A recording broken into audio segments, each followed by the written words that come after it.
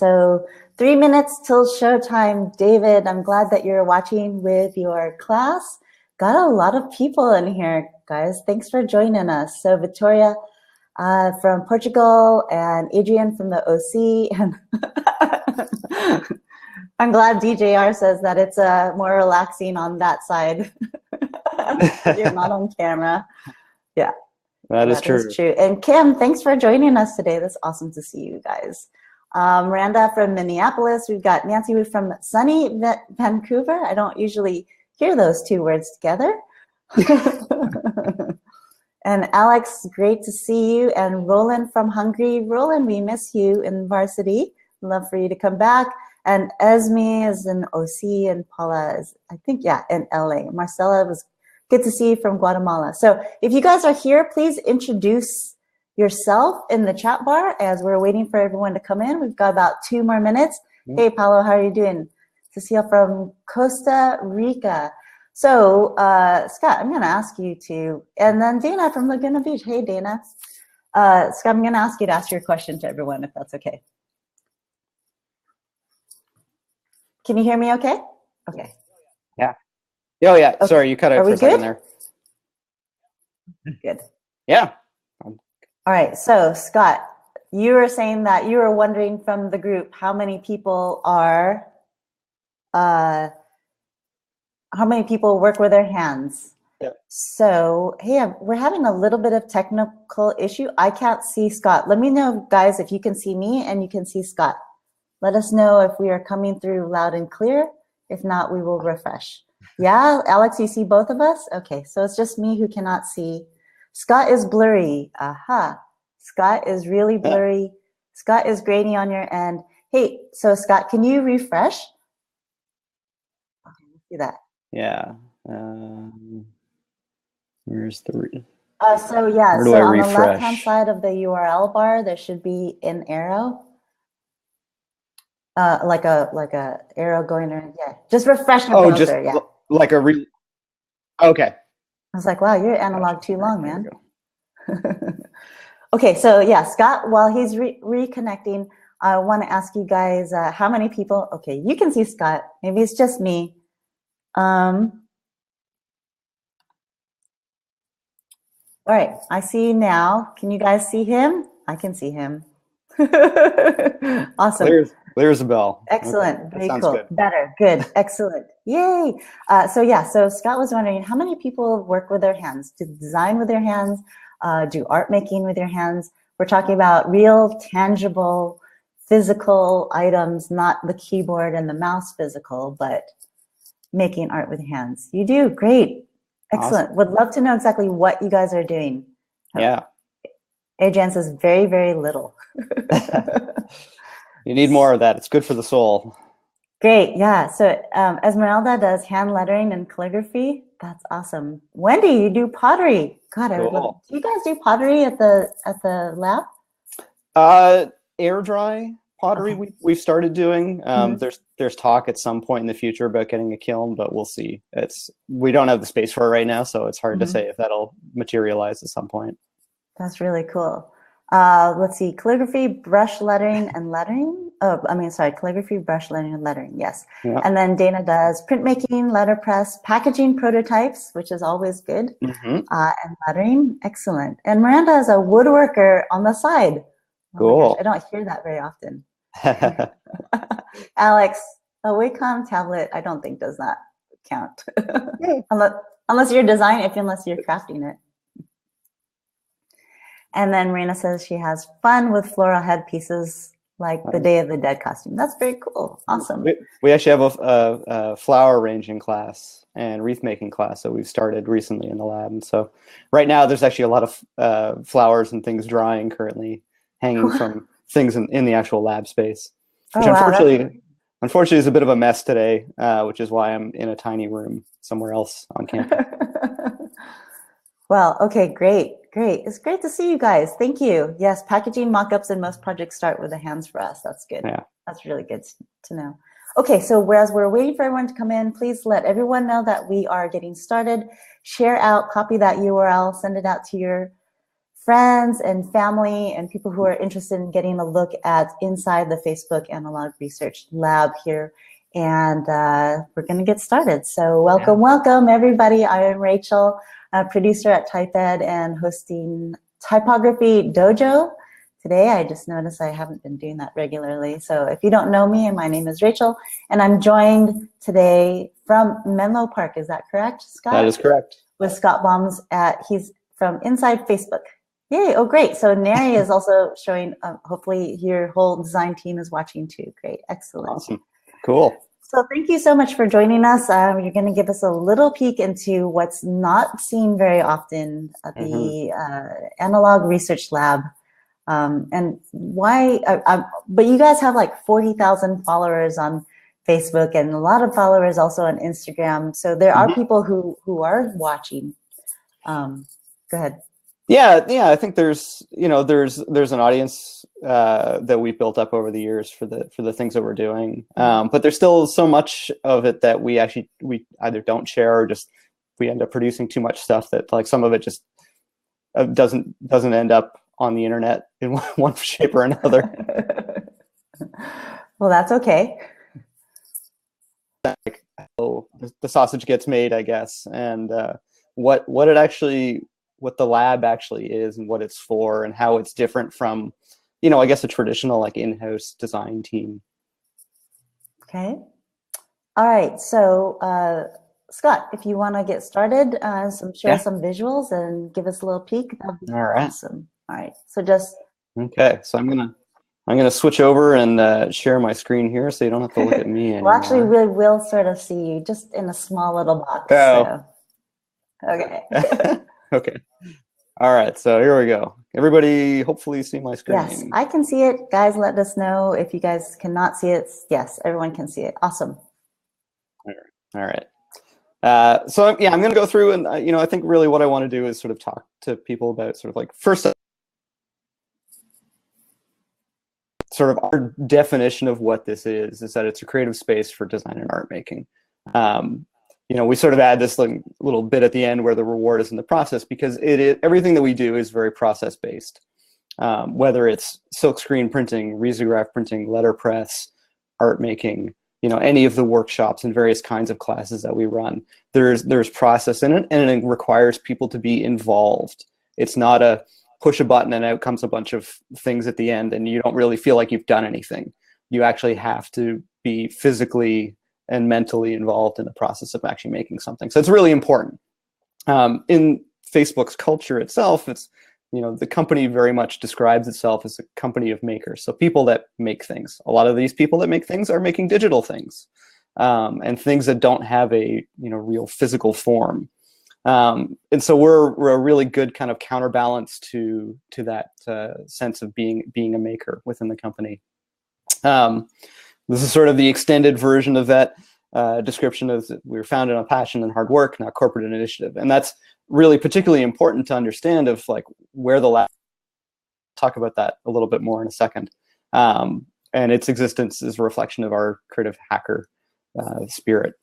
And like I said, it's a place to roll up your sleeves and get your hands dirty. You have to be involved in the process. It's not a place where you can kind of roll in and hand off something and expect us to do it for you. If you're another Facebook employee, this is really something where people are invited in. It's like, this is your space for you to use, not for us to do the work for you. That's another sort of aspect that makes it pretty different from a lot of sort of service-oriented teams and in-house design studios. This photo here, which hopefully everybody can see, is actually really early days of the Analog Lab back in Palo Alto. This is probably, I think, circa 2011. The origins of the lab were such that two communication designers, so early on in sort of Facebook design, the design team kind of came in, and they both came from a sort of printmaking and environmental design kind of background, and sort of felt something missing in their lives from doing mostly digital work.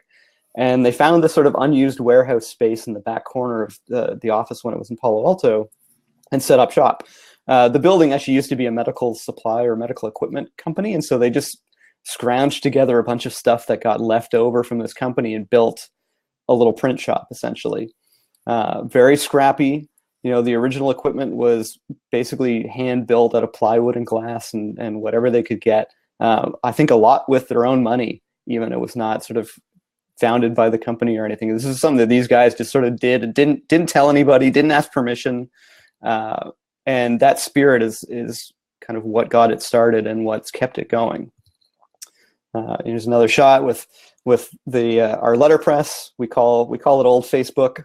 It's an old challenge proof press. Had it painted blue. Put an analog logo on it. Actually, still has the old Facebook logo on it, which was redesigned in 2015. But that thing's still in action. Even the poster rack that's in the back corner of that photo is actually still in use today.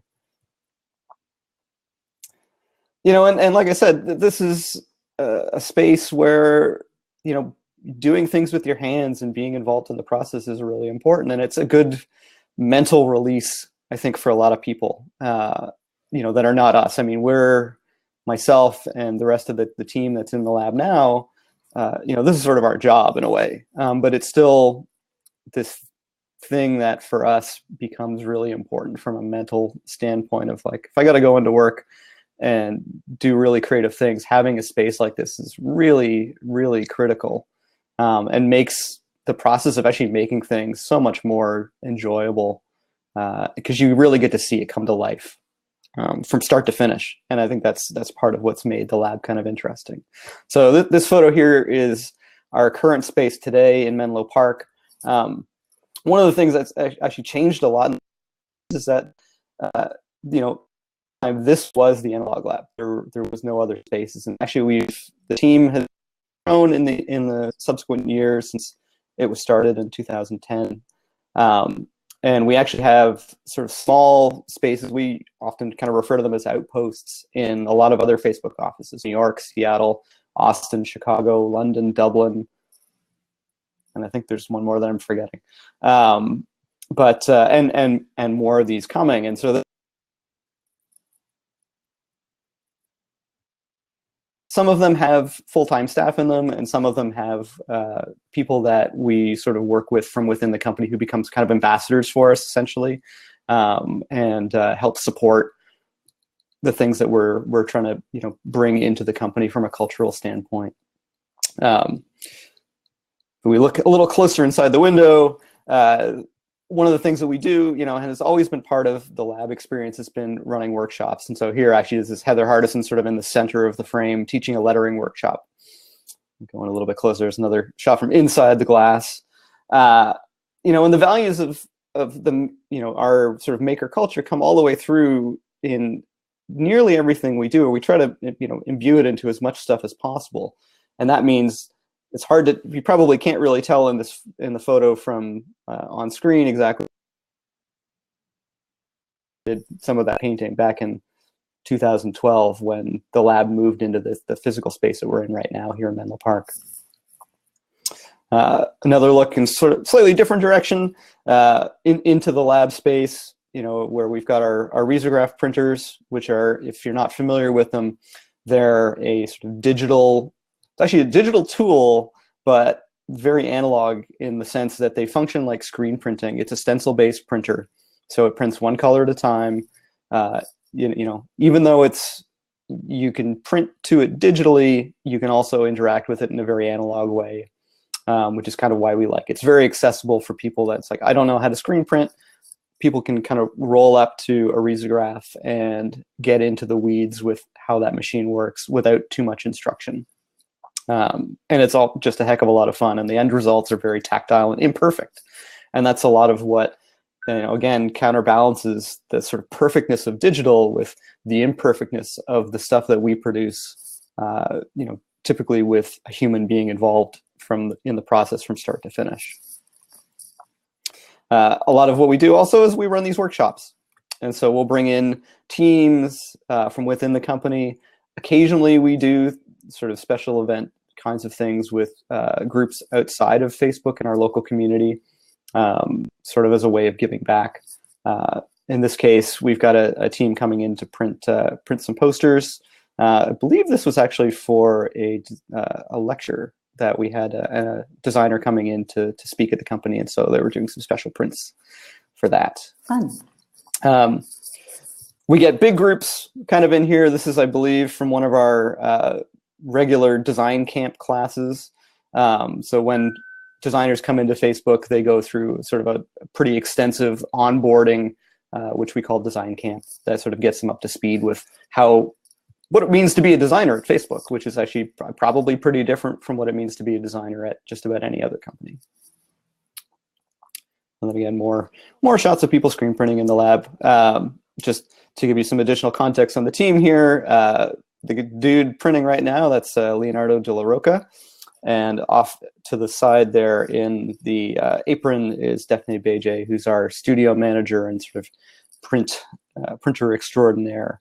Though we all end up obviously participating in the process of actually making these things.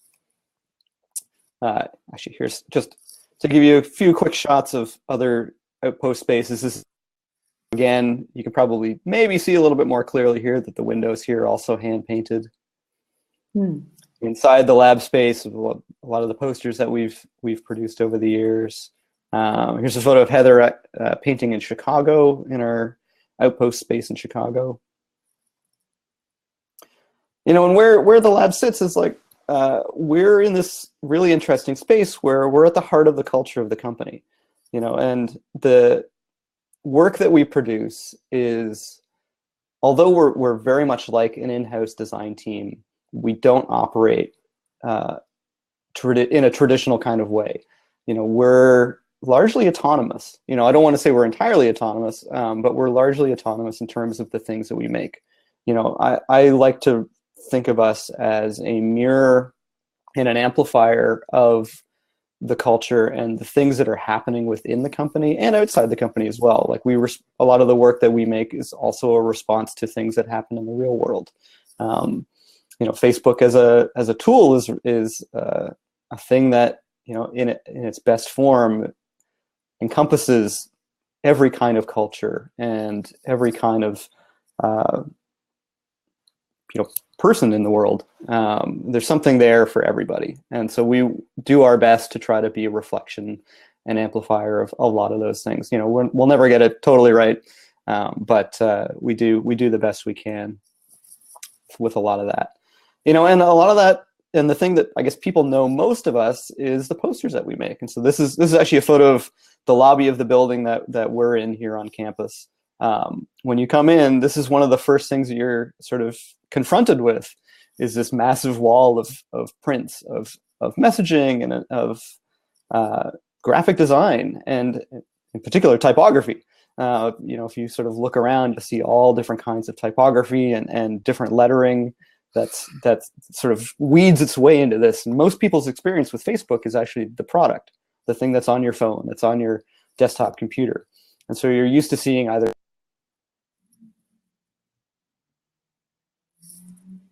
and not much more in terms of the interface. It's sort of that crystal goblet kind of metaphor. Whereas we get to play with anything and everything. And I think that comes through in a lot of the work that we do. So it's just a slightly more quiet version of something like that. And so this is, you know, a lot of how the work goes up in the world. It's these sort of what we call them clusters or mosaics, where these things kind of interact with themselves on the walls and can end up being in conversation with each other. You know, and sometimes you'll have two posters beside each other that kind of contradict each other, or, you know, one will tell part of a story and the next one will tell another piece that builds off of it. We've been looking a lot more at sort of work that is not just a single standalone piece, but actually series of work.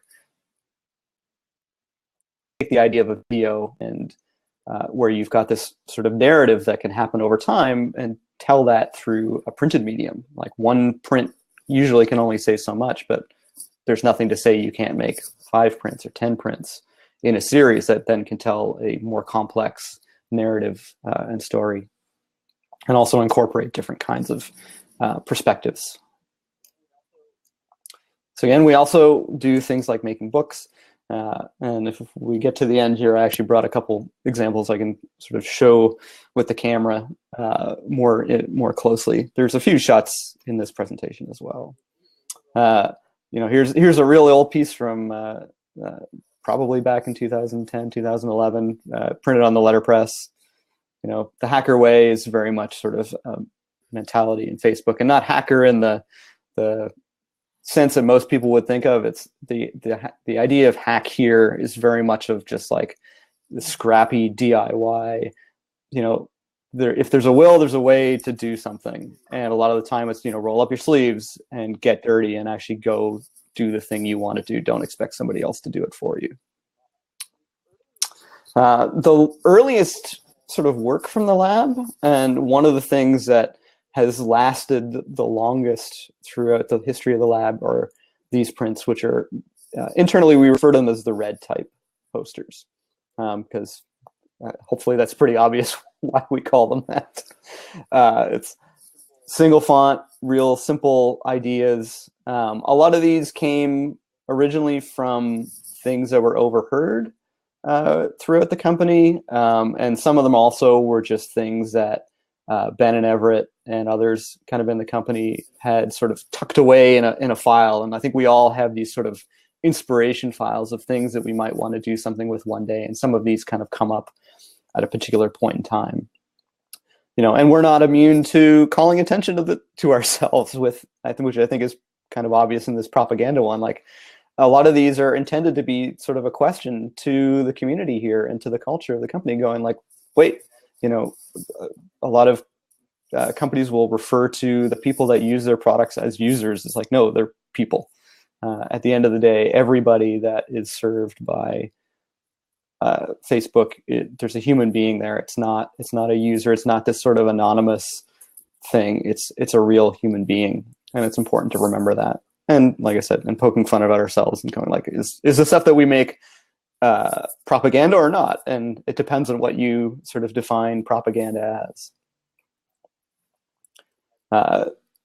Again, sort of mantras within Facebook. Actually, that We Are Terrible Magicians print is actually the first one that I ever printed in the lab back in 2012 when I started.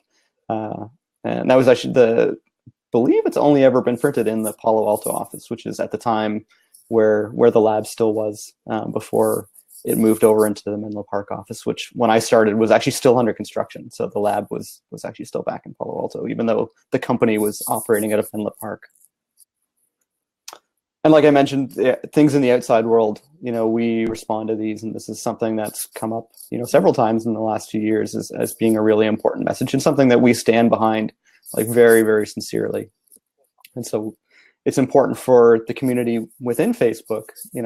Most people think of companies as this sort of black box that is like a faceless thing. It's like you always have to remember that no matter what company is, like there are human beings there that are doing things, and mostly, you have to look at it from the perspective of these are people that actually, care about what they're doing, and they're trying to do the right thing. So again, one more. Another early print. This quality print actually was at the time made up of. It's really. Wish I had a detail of this, but the lettering is sort of knocked out of what are bug IDs from the bug database of Facebook. So that at the time, that was all of the known bugs That's awesome. on that print. So this is a long time ago. So I'm pretty sure that number is a lot bigger at this point in time, as all of these things are much more complicated. But that's actually what makes up that print. Like I said, the community for us is really important in giving people a way to back out of their day-to-day work and give them some headspace and a chance to think, and we like to do that with getting people here on digital things, and they're not making physical products or working with their hands in a traditional sense, other than obviously typing on a keyboard and things like that. So we'll run lettering workshops. This is actually, we had our good friends from Type Camp in for a couple days, and they taught a bunch of lettering workshops. We've had them in a couple times to do different kinds of things. and this is a real departure for a lot of people. It's like lettering is one of those things that if you've never done it before, can be kind of intimidating. It usually looks easy on the surface, but once you actually get into the weeds at it, it's one of those 10,000 hour kind of things where it's like you really need to practice a lot to get good at it. But it's something that people just, whether the end product comes out the way they imagine, we try to reinforce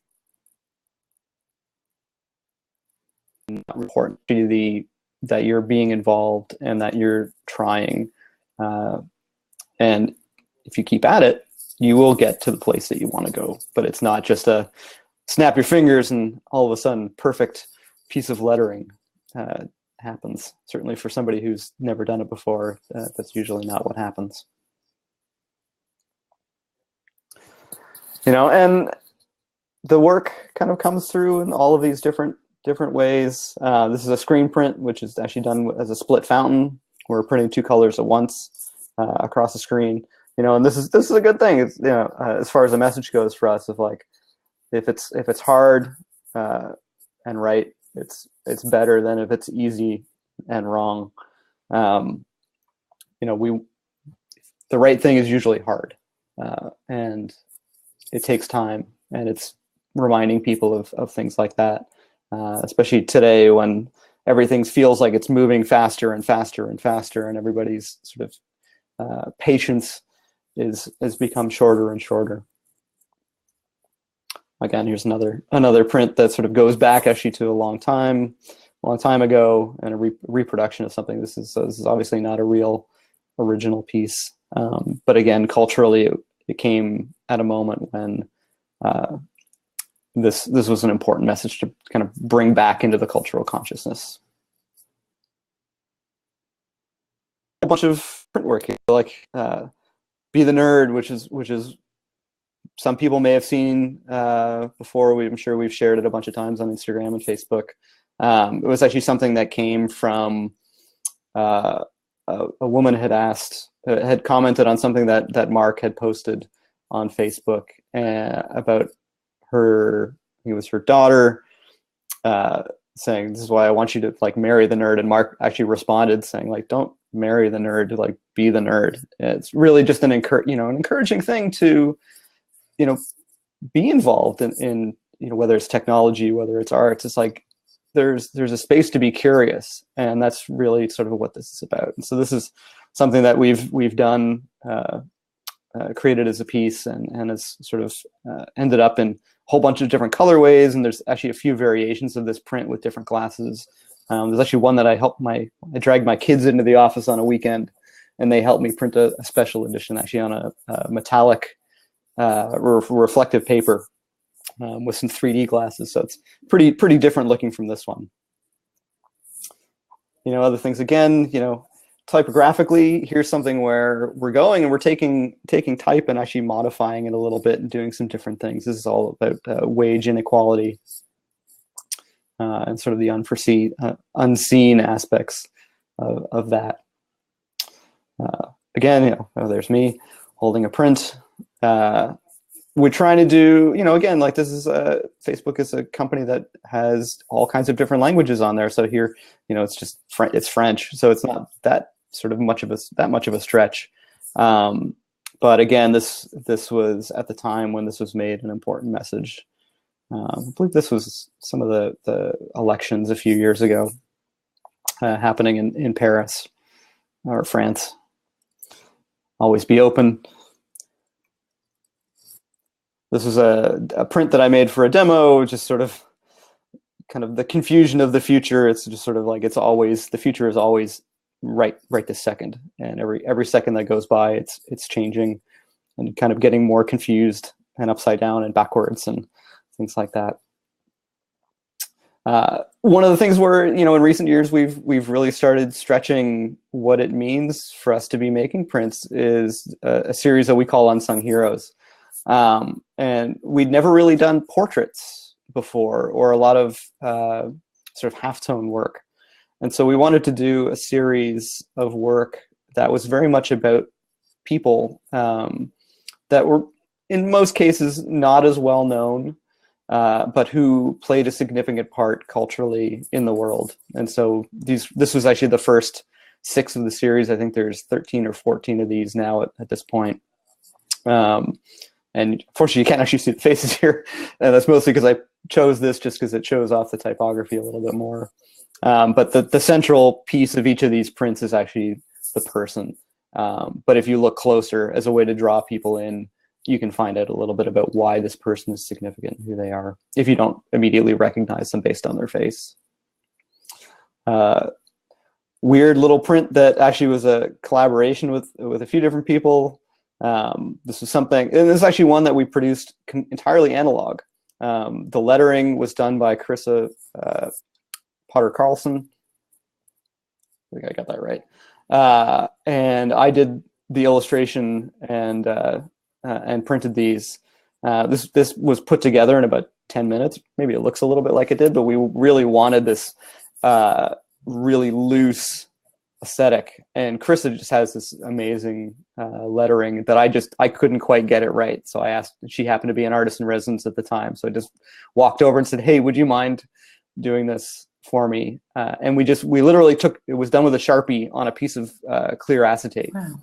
And then immediately we made a screen from it and immediately printed it. And so this is another rainbow roll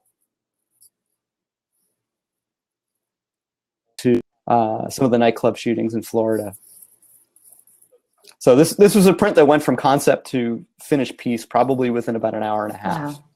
Wow. Which is, we try to move pretty quickly a lot of, as much as we can. And that's a good example of something where we were able to move real fast and not kind of get in our own way of overthinking something. A lot of the people, the lab team is pretty small. And so we have, since 2016, been bringing in what we call designers in residence. And so part of that program is a designer who is invited in for about 6 weeks.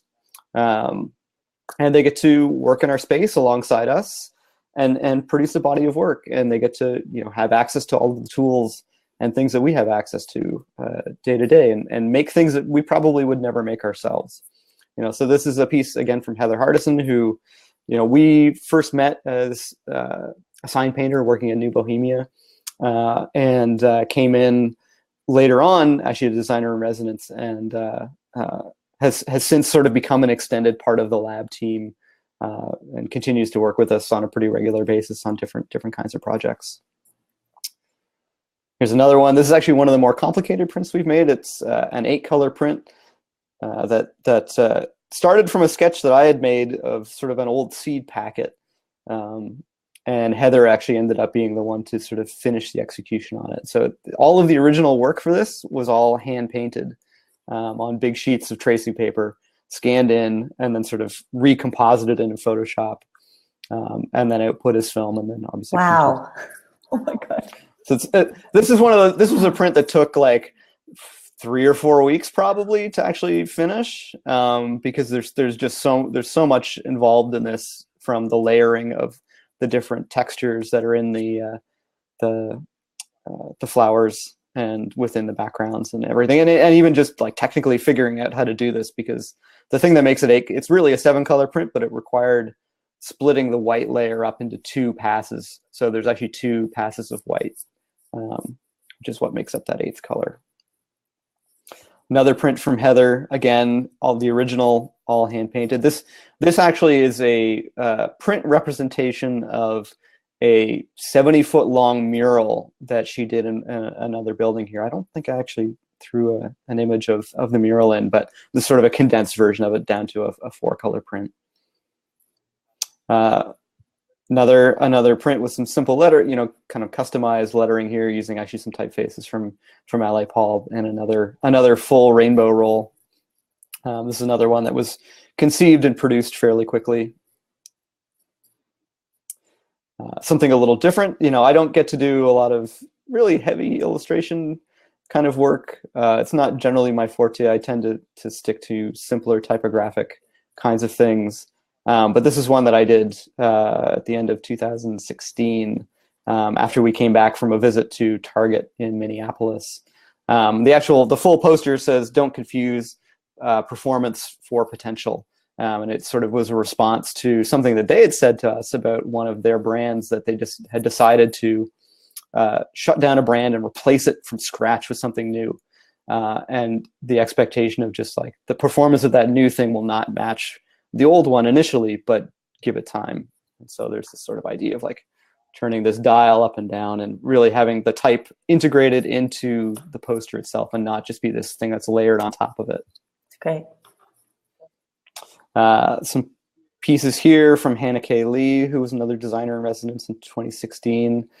This is sort of early on, encouraging people to go out and vote, and that their vote matters and that their voice matters. Since we can't be, we have to stay neutral with a lot of these things, which makes sense. We want to be neutral. It's like, I kind of don't care who people vote for, but I think it's important to keep track of that your voice matters in that sense, and also in just from a day-to-day standpoint of like everybody's voice is important in one aspect or another. And so just to encourage that. Again, here's sort of a weird tessellated typographic explosion thing. That's actually for an event here internally within the company for women in research. I've actually made typographic posters for these guys for I think 3 years now. So this is one from last year. Again, we keep ending up in this sort of weird kind of political, but we try it universal as much as possible and bring the messages back to a place that everybody can understand and that's encouraging to the community. Some weird interconnected type here with a mix of sort of taking typefaces and then also making some custom changes to things and weaving in and out. Some watercolor lettering actually from another designer in residence, Jimmy Mezai, again at the end of 2016. This is I think one of the first things he made when he came in. Just sort of dove right in and was trying to learn how to use the risograph, and so he works a lot with his lettering using watercolor. And so watercolor actually works really well with the risograph because it can pick up some of that texture. A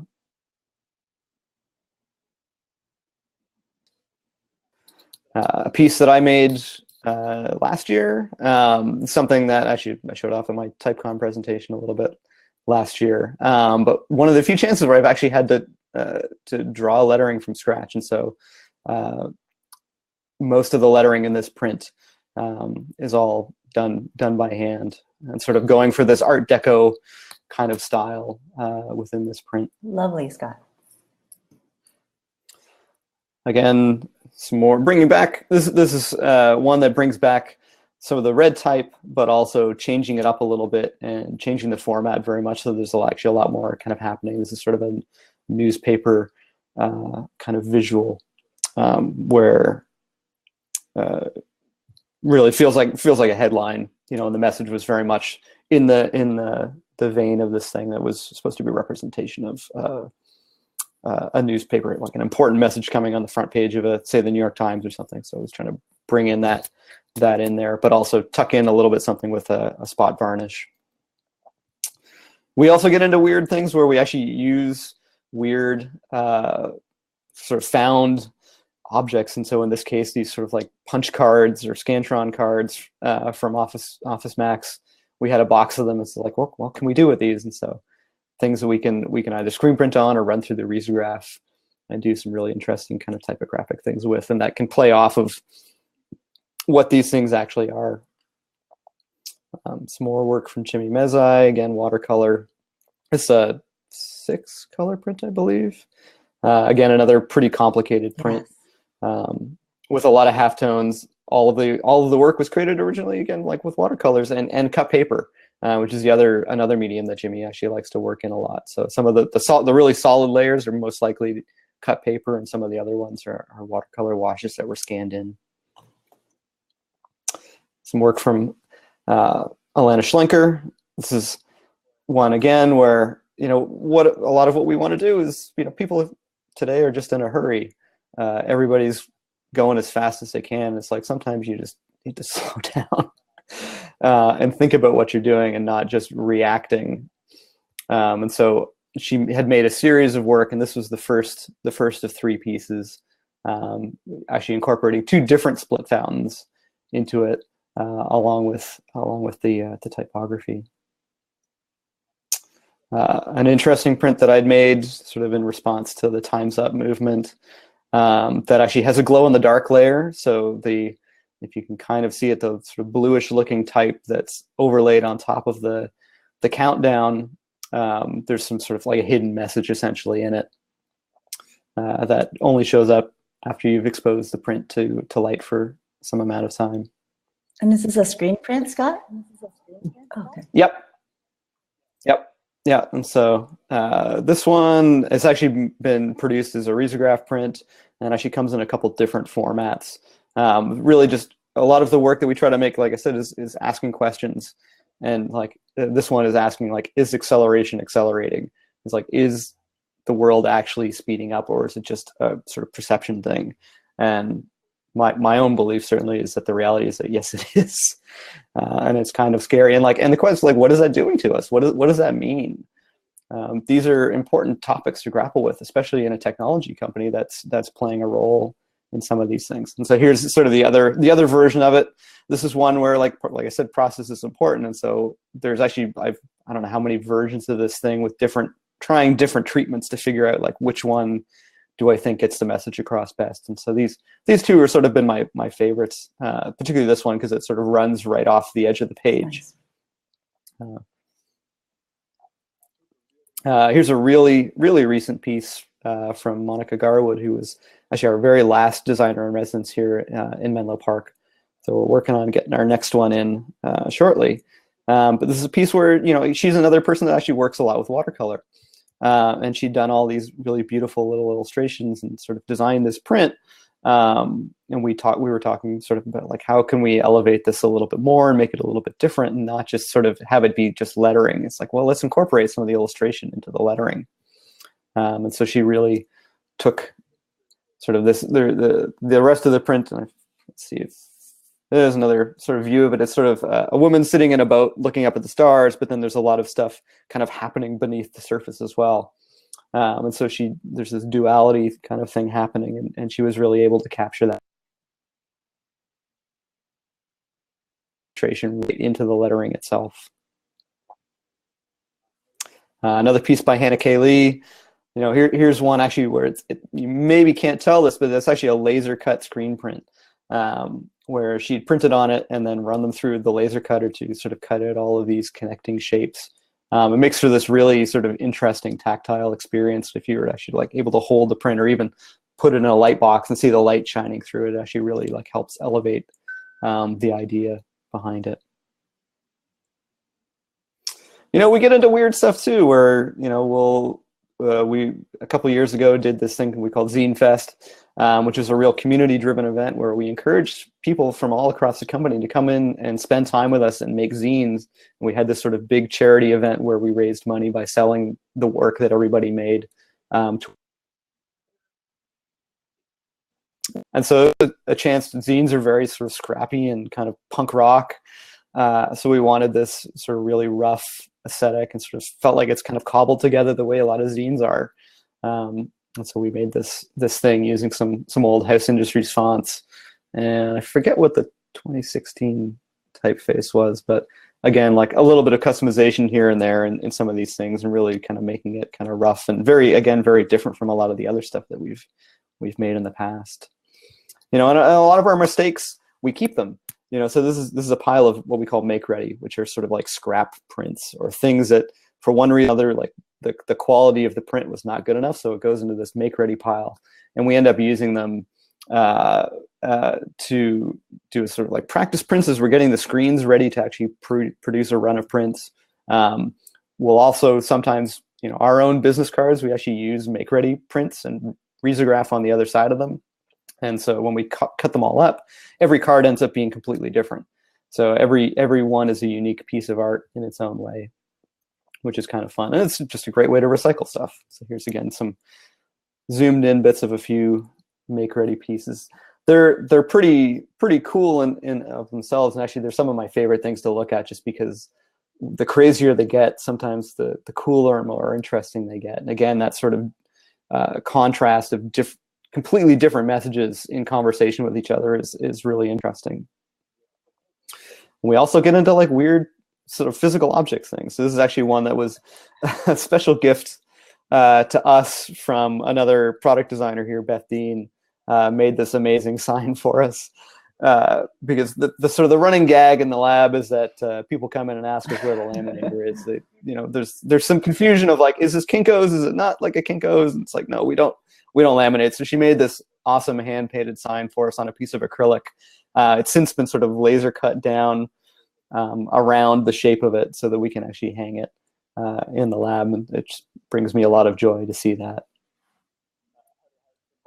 Heather Hardison made us this beautiful gilded sign as a little thank you at the end of her design residency. So that's another piece that's hanging in the lab. You know, I try to think, you know, I like to see a lot of this sort of eclectic thing in our actual space, because it to me, I equate it to like going into a bar.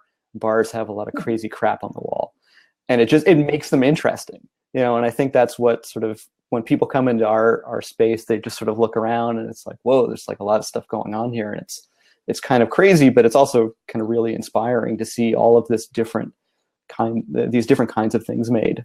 You know, here's a gilded saw that I'd made for a friend of mine a few years ago. Actually, this is one of the first times I'd ever gilded anything, so it's not exactly the best gilding job ever, but it was a lot of fun, and I think I ended up with gold leaf all over my living room table or coffee table as a result, because for some stupid reason I thought I'd actually do the gilding while sitting on the couch watching TV.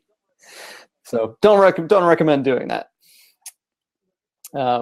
You know, these some of the type also. This is something we had made by designer Tim Bolonix, who's fortunately no longer here at Facebook. But we had Frank Geary, who's Facebook's architect of record, I guess, was coming in to do a lecture and sort of talk about the new building that he was working on at the time.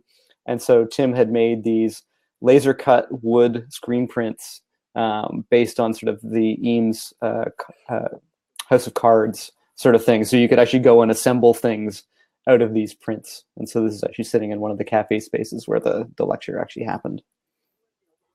So we pushed the materials that we use too. So it's not all just paper. You know, here's another good example of something that somebody had made based on that other print that I showed earlier. Just I gave them the design, and they're like, hey, I want to try making something out of this. So it's like, okay, here you go. And he came back and he'd made this sort of multi-layer laser cut little wood piece for me, which is really neat. And again, sort of this very tactile thing. One of the things that a lot of people don't know that the lab does, you know, in terms of the work that we produce, is have been historically heavily involved in the design of what Facebook spaces look like. You know, and so from a typographic standpoint, we get to really play with some big lettering and different things that we just really either wouldn't do on a print or in a book project or some other thing, and bring it to life. And again, like this is some hand paint. This is one of the buildings. Here's a big mural that actually Heather Hardison and I painted in another building. It's actually, I guess, the weekend before the building opened, so which is why there's no computers anywhere, no people anywhere in the building, which was also good because we could mostly see the work that we had painted. So it just says kindness. Again, this is one of those things we want to reinforce these messages to the people that work here. It's like, this is something we should always keep in the back of our mind. Am I being kind to my fellow coworkers? Are the things that I'm doing being kind to the people that we serve? Another one that Heather and I painted in a different building, just says together. This is actually at the time for our facilities team. An interesting thing is, like, we're actually not precious about a lot of this stuff. So this piece actually does not exist anymore. A different piece of work from an artist that came in. So these photos are all I have left of it. Another piece. So we actually did a book project in 2016, which originally started as a zine, an idea for a zine, and evolved kind of through the process to become actually a bunch of different things. One being this staircase.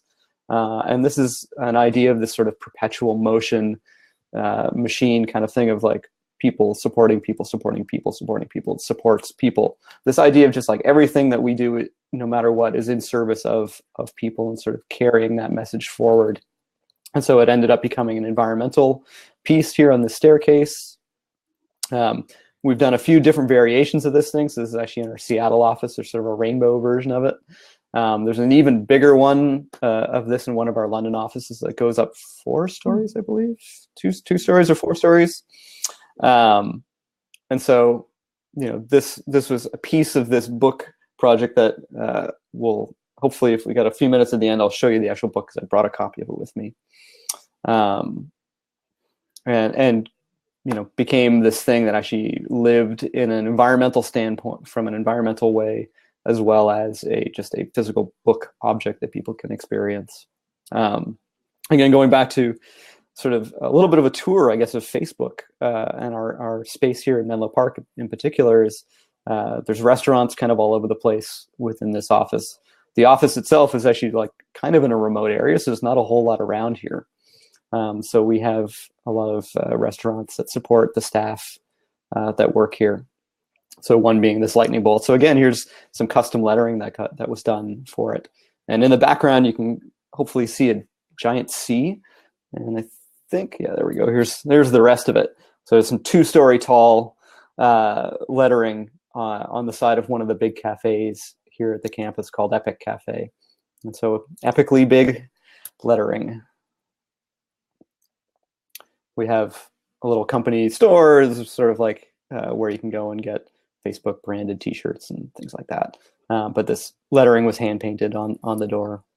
So again, sort of bringing that sense of craft back out into our actual environment in a way that is pretty important. We get into neon, so we get to, you know, again, like work with big lettering and all different kinds of styles, particularly for a lot of these restaurant things. There's the Burger Shack, which at one point I think people wanted to call Zuckerburger, but that was not going to happen. So we ended up with, it's actually Burger Hack. The S is purposely burnt out in the sign, which is also kind of funny. You know, there's a good opportunity in a lot of the stuff to like introduce humor, which is such a universal thing and something that, you know, we've not explored a lot of in the work that we've done, but I think there's certain times and places where we can do that. And this is one of those things. Like if you got to wait around for your burger, you might as well try to have a little bit of fun kind of with it. Harvest, which is a sort of organic salad bar, giant custom-made wood letters for that signage. We've got a little pop-up shop where a bunch of custom lettering and different variations on sort of the mark of pop-up shop that exists for depending on how they want to use it. Again, all hand painted. Does the staff design this? The environmental stuff? It's in some cases, yes. In some cases, we'll bring in somebody outside. So Christopher Simmons from mine did the Burger Shack. Of course, I'm totally blanking on everybody. But so you commissioned, so the lab commissions it. Yeah, if we don't work on it directly, we'll work with somebody outside to do it, or in some cases, like the facilities team who manage all of these spaces will actually work with them. But a lot of them come as a recommendation from us as to who to work with for a particular project. You know, there's things like the wayfinding signage, which is something that didn't need to exist when our campus was really like one sort of set of buildings, and it was very self-contained, and now it's actually like quite sprawling. And so getting around is actually kind of complicated. And so we've had to develop a signage system and wayfinding system, again, based on some really simple typographic conventions of nearly everything is based off of New Haas Grotesque 65 medium display, because it's mostly that's 6 feet tall, Haas Grotesque cut out of steel. So we get to have I've had the chance, I think in particular after what was originally started from Ben Barry when it was just the beginning campus, I've picked up a lot of that and helped define what that signage system looks like from a typographic standpoint, from an iconography standpoint, and from a lot of, you know, a good part of the signage. I've played a hand in one way or another. Sometimes very much played a hand in, and other times more of a art directional sort of role. So again, you know, there's some of the signage as you get around the campus. You know, and again, here's another like very large installation of signage. Again, with some like this type is probably 6 or 8 feet tall, and you might not be able to tell, but the type is knocked out of plates and cups and bowls that have all been custom painted and sort of affixed onto this wall. So this wall is probably 30 or 40 feet long, maybe. So it's pretty big. And then there's also wayfinding sort of that's been painted on the floor to help people sort of navigate throughout the space and know where to queue up to get their lunch. Here's another, you know, piece where some of the things that we try to do are interactive with the community, and this was something that came about in 2016, where it was just, you know, we try to question ourselves a lot of the time and go like, you know, what are the things we're not talking about? And this is something that I spent a couple hours and painted on a wall in one of the buildings, and left a big open space for people to respond to it. And so there's this sort of growing group of Post-it notes that it's funny, we're a little precious about it now. It's like we don't want to take it down because, or like even change it because like people might like, where'd my thing go? So we just try to document these things, and sooner or later it'll probably get cleaned off and changed, and we might do something different. But you can see that people respond pretty actively to these things, and I think it's an important signal within the company of just that like people are really invested in and do care about the things that we're doing and are trying to do the right thing. Back here in the lab, some more custom signage. We've designed, again, like some nice, crazy 60s, 70s kind of psychedelic lettering, you know, but for our button making station. Little sign, we've got a little art and design book library. Again, you know, the craft part of it is really important. So these signs that we have within the lab now they're all hand painted, and it's important. It's an important signal to people that come in there. It's like, this is not just, you know, any other place. Like there's something special about here, and you can tell almost immediately that it's a little different and a little weird, just by that nature, by the fact that these things are not perfect. There was a while when I was doing a sign a week project, and I was just sort of painting these signs, and then I would hold a little raffle every week and give them out to different employees across the company. So this is one that I'd made, just kind of just a funny sort of pun. I didn't know you're a sign painter. Oh yeah. Yeah. Don't tell John Downer, because he I say I paint signs. I don't say I'm not a sign painter. I paint signs. I think that's my way around the semantics. Hey, so Scott, just really quickly. So we are about 5 minutes left to the top of the hour, and then we also have some questions already in the queue. So I just want to give you. Great. Okay. Great. Cool. I think I'm getting towards the end here, so I'll breeze through some of these. And talk real kind of quickly over them. So you can kind of see how lettering has ended up in our physical spaces in a way that like is obviously very different from the products. You know, this piece here in Seattle, and this next one, here's the original drawing that I did for it. It says human consciousness, and it's this 70-foot long wall that if you stand in front of it, you can't actually tell what it was. And the whole time over the 2 days that we were painting this thing, people would come up and like, does it say something? And it's not until you step really far back that you can see the whole thing, and you can see the shapes and figure out that it actually says something, you know. And this is, again, like a message that's sort of an embodiment of what Facebook is to people. Little piece that's outside one of our campuses. Some lettering that's actually part of our arcade that actually never went up. This is a sort of leftover piece of acrylic. It's hard to tell, leaning up against another window. And we do a lot of books and zines. And so this is a zine I made of Sister Karita's 10 Rules for Teachers and Students, sort of a good sort of creative manifesto of sorts. Pieces from our Artist in Residence program, the third season catalog. So this is a book that's actually produced. It's a strange book because there's no binding in the book. It's actually a loose set of posters. Then on the back of each artist gets a big sort of 8-page spread showing off the piece that they made in context of the office, along with some information about the artist and the work that they made. And then on the back is all the artists. See, and so it's a reproduction of that print within the book, and so people could actually take these and frame them if they wanted. This is the book that I'm currently in the midst of, I guess, promoting.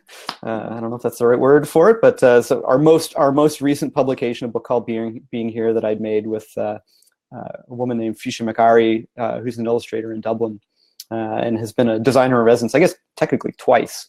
Once in Dublin in our analog lab there, and then also once here. And this is actually one of the few projects where actually we made a custom typeface based on her lettering in order to support making sort of the production of this book easier on both of us. So you can see some sample spreads here. And this is we're working on making it accessible to the public. We've actually did a first sort of public launch of the book in Dublin at the Offset conference last month, and had books for sale during the conference. And we're sort of working on now how to make it a little bit more easily accessible over the internet for people. But the book will be appearing at select events and things like that in the meantime, while we work out the details of all of this. Unfortunately, it's a little complicated just because of how things work here for us to do that. And it's a very experiential book in that there's a lot of die cuts. This is a little mask that you can pop out of the book. There's actually, you can make a record player out of part of the book. And it's a book that's all about listening and being present. And it's something that as observers of the culture of the company here and of the outside world, is something that certainly I felt was a really important thing to dig into. And like, what does it mean to listen and be present for yourself, for your friends, for your colleagues in a world where we're just so inundated with information and technology. Actually, here's some photos from the zine event that I mentioned earlier of different work that people had made. All kinds of fun things. And again, like just typographically all over the place, which again, there's so much diversity in type in the work that we make now, where it's not the days of the red type poster where it was one typeface only are long gone, and actually there's a lot more variety happening in the work that we make. So great. And there we are at the end. I made it. I made it to the end. Well, nice work. Let me just close this. Go. All right, excellent. And we'll bring you back. So, can everyone see both of us, still hear us? Excellent. Great. Yeah, so Mary Catherine just said she has to run to a meeting, but thank you for a great webcast. So we have a couple questions to answer, so I'll just go through those. And again, I just wanted to say how gorgeous all the work is. And it's, to me, it seemed like you have such a luxury of time, a luxury of materials, a luxury of ideas. Like I said, Scott, you're the luckiest person in the world, and everyone who gets to work with you guys, so that's awesome. So let's go through the questions here. I'll start here with Alex. Alex is saying, I've noticed a lot of analog labs popping up around the world. Congrats on the London location, by the way. How are you able to convince the powers that be to fund the expansion? Well, a lot of it actually comes from the offices themselves. You know, people see what we get to do here, and like I said, this is a company of people that make things. And so to be able to bring that to them in a really direct way, and especially when it's coming from that local community, say in London, just to use them as a good example. You know, they're hungry for this stuff. You know, they see and recognize the value in the things that we get to do, and they want to be active participants in it. You know, and I think that's great. You know, I think that's what we want to encourage. Is I think, you know, there's plenty of room for good ideas. You know, certainly here and out in the world, and so I think giving people a platform essentially to express themselves and to ask questions and to be provocative or to be just supportive, you know, really means a lot at the end. But and also, like, if you just walk around this place, it's more interesting as a result, just because of the fact that there's stuff on the walls, and you know, there's art everywhere and posters everywhere, and it's not in a way that it's just like, oh my God, it's information overload. It's like going to Vegas and there's lights and sounds and everything and no windows. It's not like that. There's something that the posters certainly for me are something where you can walk around and you may ignore them 90% of the time, and that's fine. But there's that one moment where just something grabs your attention, and it's the thing you need to see or to hear in that moment that becomes so meaningful for you. And you don't forget those moments. And that's where the power of that work really, I think, comes into play. Great, thank you. Okay, so I can't see you. I can see you on the Facebook feed, but I can't see you in, okay, so, but it might just be me. So I want to ask you guys, can you see Scott? Or is it just me?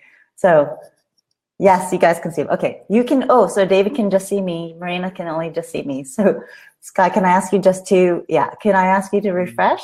Oh, David Sure. can? Oh my God, so who knows what's up? Okay, well. Okay. Everyone's seeing fine. Some people are seeing fine. Scott is really blurry, so. Okay, I'll try not to move too much. That's probably. Scott, can you just refresh? Let me just see if there's a few people who. Sure. Okay, thanks. Sorry about that. That's. Welcome to the the internet. All right, so he's coming back, guys. I wasn't sure, you know, if it's me. I mean, I see him on the Facebook feed, but I don't see him here, so I don't want to pretend. Am I back? There you are. Yeah, I see you. Great. So go to the next question. So, okay. Guys, we are about 10 minutes out. We both Scott and I have to leave in about 10 minutes, so we'll just go through the rest of the questions. Thank you, David. We're so fresh and so clean. Alex says, this is genius copywriting. Do you work with writers? You know, the funny thing is no. Wow. I mean, on occasion we do, but a lot of the stuff ends up coming, you know, directly. Like very often it's like one person that owns something from start to finish. You know, so in the case of some of the book projects, like I act as designer, illustrator, copywriter, editor, et cetera, sometimes all the way down to like printing the thing and binding and all of that. And there's something, at times there's something really nice about seeing something from literally the germ of an idea all the way through to a finished product. Totally. But then there's other times when it's just the monotony of like, okay, I now have to assemble 500 books. Where it's like, no, you know what? I can let somebody else do that because then I can go work on something else that's more exciting, and it's, you know, that sometimes that's the part that's not important, that we as a team actually end up doing that work. But there's other times when it's like, you know, I like to see it from start to finish. Of course. Okay, cool. Good to know that you guys are behind that. Let's see. So Alex is also asking, do you laser cut your wood block type, or is this movable text? We have not. Well, actually, wait. No, we have done some laser cut wood block stuff before. Mostly with the letterpress. We actually don't have our case of wood type anymore.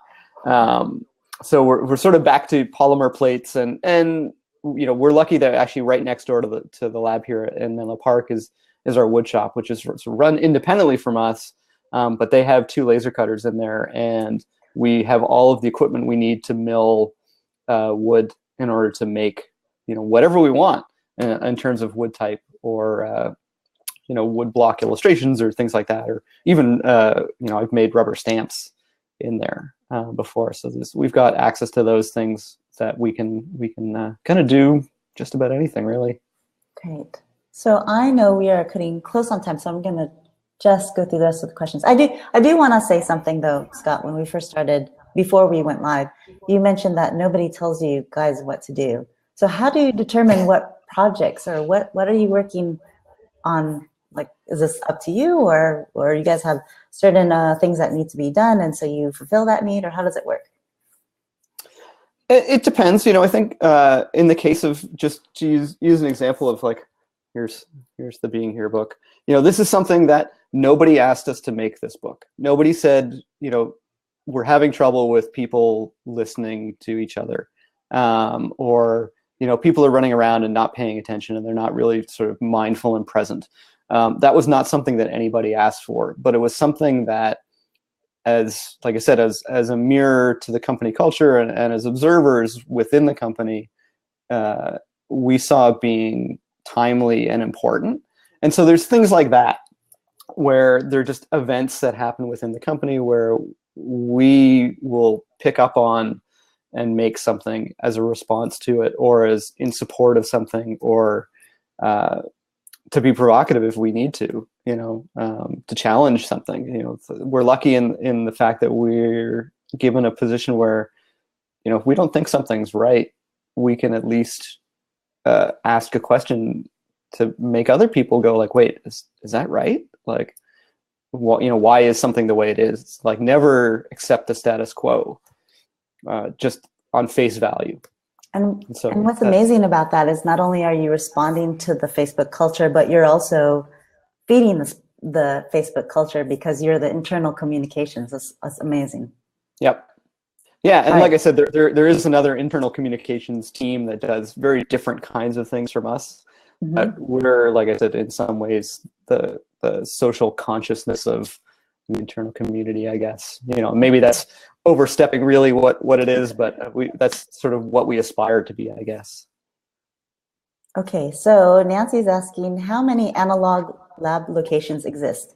Any buzz about a Vancouver location? Wink, nudge. There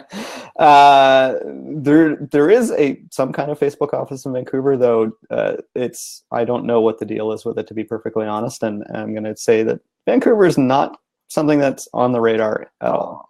Sorry, unfortunately, but I think the 11 or 12, something like that. Yeah, it's a lot. Okay, so one question that I was wondering, Alex is asking, how do you select the designers in residence? It's a very highly scientific process. Usually it's myself or somebody else on the team we have sort of a running list of, like, people whose work we think is an interesting fit or counterbalance to either our own work or other designer residents that have previously come through the program. And we'll sort of do, essentially like portfolio reviews. And, I think at the end of the day, mostly it comes down to me going, like, we'll have a conversation with them and go, like, is this something you'd be interested in? And then they get in, if they are, we explain how the whole thing works, and then they get invited in to come and spend time with us. We mostly focus on local people, just because the costs start to get really kind of out of hand. The more you're having to deal with, like, oh, we've got to put this person up for 6 weeks. And it's also hard for people to come in from remote too, just because, it's like, okay, you've got to leave home for 6 weeks and spend time here with us. And, like, what if you don't like us? No, no one says that. So. I hope we're very likable. Great. I mean, that's amazing. Okay, so everyone will be friends with Scott very soon here on Facebook. Tony is asking, is Scott Canadian? Yes. I am Canadian. You probably heard my boots. Awesome. Thanks, Tony, for asking that question. Yeah. And then I usually people that in advance. Yeah, see, Tony even says I did hear the boots. So Marina is asking, this is the last question. Yes, Nancy, Canadians do. Marina's asking, do people need to use their personal time to participate in this, or are they break time activities? How can you quantify the effects when selling this to upper management? Well, luckily we, haven't historically had to do too much selling. I think that we're lucky that we're in a place, the people that we sort of report up to understand the value intrinsically and encourage it. And people sort of, it's a mix of personal time and sort of kind of work time where people can kind of come in. It depends on what they're trying to do exactly. Great, great. Yeah, no, I can understand wanting one for every office. Yep. It's great. Yeah. I love it. I'm just going to give you a warning. Unfortunately, there was no plug-in here for me to plug in, and my battery. Okay. My battery's at 9%. That's okay. So we're finishing up right now. If I vanish, that's why. Not a problem. We're finished right now. That's okay. There's been many times where we've been on one and everyone kind of scrambles for batteries. So yeah, yep. Even David Jonathan Ross did that last time. It was really cute. Okay. So guys, thank you so much for joining us. We're a little bit over, and thank you so much for spending your time and sharing what's inside the mysterious analog research lab.